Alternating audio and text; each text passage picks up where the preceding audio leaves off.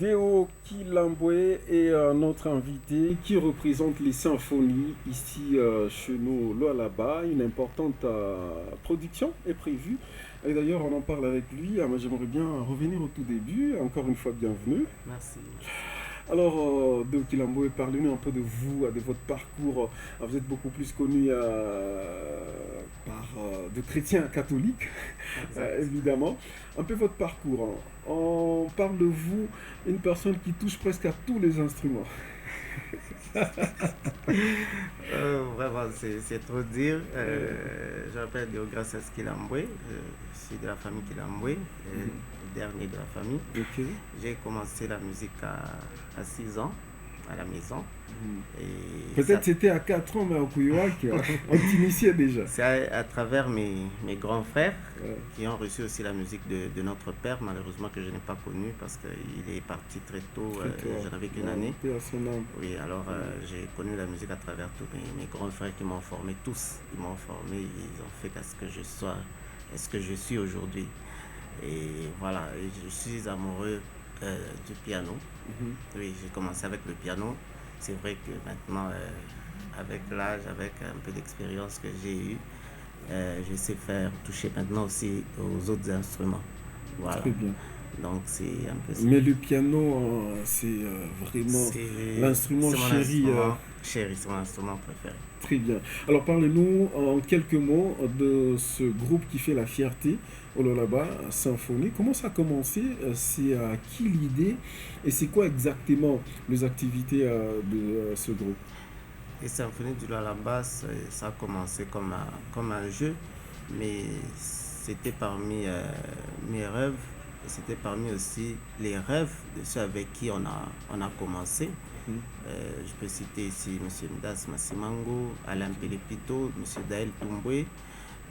On a commencé Symphonie en 2015 Mhm. lorsqu'on était en train d'honorer mon père lors de ses 25 ans. Ok. Et on a réuni quelques chantres de différentes chorales.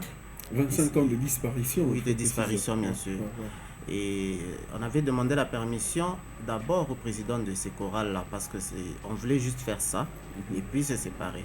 Mais après, les jeunes avec qui on a commencé étaient toujours intéressés, et ils nous ont suivis après plusieurs fois pour dire il faut qu'on continue, il faut qu'on continue, mais il fallait trouver un événement qui devrait nous réunir chaque fois parce qu'on est dans différentes chorales.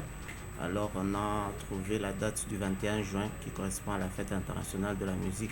Ok. Alors on s'est dit que chaque fois le 21 juin ou le week-end proche du 21 juin, on va commencer à se produire ensemble. Mais on n'avait toujours pas de nom jusqu'à ce que lors de la réouverture de l'Hacienda, avec l'ambassadeur itinérant Séraphin Séraphin Ngouèche, Ngouèche, ouais. il nous avait invités, mais il m'avait posé la question comment vous vous appelez. J'ai dit malheureusement on n'a pas encore de nom, on chante seulement comme ça parce qu'on aime la musique. Alors il dit alors je vous donne un nom. Et il sort ce nom, les symphonies de Lullaby. Symphonie Et du donc on Lullaby. a commencé sous ce nom le 31 décembre 2016. 2016. Ouais. Aujourd'hui, ce groupe agrémente, franchement, c'est une fierté lorsqu'il y a des manifestations officielles, lorsqu'il y a des rencontres. Voilà, vous êtes dans beaucoup d'activités, on ne sera pas vanté aussi trop. Alors, il y a une importante célébration. Pourquoi d'abord le choix de ce mois de décembre et de quoi il sera question? Ok. C'est la quatrième édition tout simplement, notre quatrième édition. Parce que la première édition c'était en 2017, le 21 juin 2017. Ok. Alors chaque année, comme je vous l'ai dit tantôt, on a pris la résolution de chanter ensemble à cette date. Mais vous voyez, après notre dernière production c'était en 2019 Mhm. à Ewabora. Et après ça, il y a eu notre fameuse maladie Covid qui nous a frappé. Alors, on n'a C'était pas un peu su. Oui, difficile. c'était Ouais, difficile ouais. de se produire. L'année 2020 est passée comme ça, elle était vierge pour nous.